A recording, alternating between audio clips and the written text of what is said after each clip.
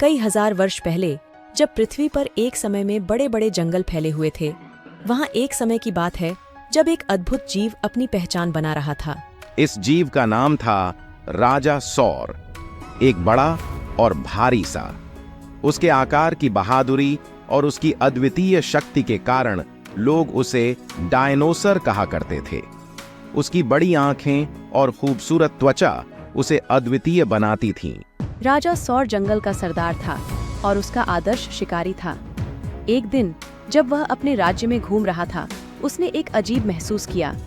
वह समझ नहीं पा रहा था कि उसकी शक्ति में कुछ खास बदलाव हो रहा है। अचानक जंगल में गहरी गड़गड़ाहट होने लगी।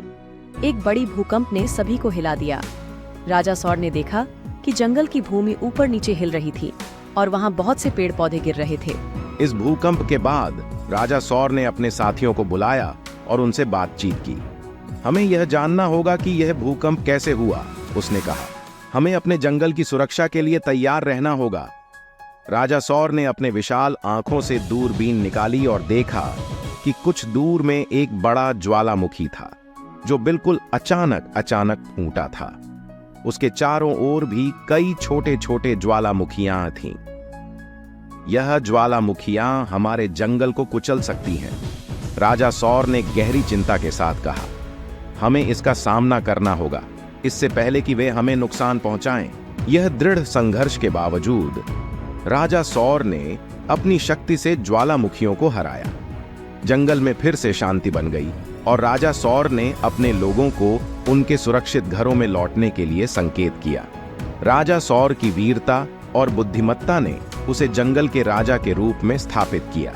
उसने अपने जंगल के लोगों को सुरक्षित रखने के लिए नए योजनाओं और सुरक्षा उपायों को अपनाया। इसके बाद राजा सौर ने अपने जंगल को और भी हरित, सुंदर और सुरक्षित बनाने के लिए कई पहल की। उसने अपने लोगों को प्राकृतिक संसाधनों का सही तरीके से उपयोग करना सिखाया और जंगल की भलाइयों की रक्षा करने के लिए उन्हें शिक्षा दी। राजा सौर की यह कहानी जंगल के लोगों के बीच एक नए संबंध की शुरुआत की। उनका संबंध न केवल अपने साथियों के साथ बल्कि उनके प्राकृतिक आवासीय पड़ों के साथ भी था। उन्होंने सभी को यह सिखाया कि संतुलित और साथी जीवन ही सबसे सुरक्षित है। इस प्रकार राजा सौर ने अपने जंगल को एक समृद्धि का प्रतीक बना दिया। उसकी बुद्धिमत्ता, वीरता और प्रेम ने सभी को प्रेरित किया और उन्हें एक सजग, सुरक्षित और समृद्धि भरा जीवन जीने के लिए मार्गदर्शन किया।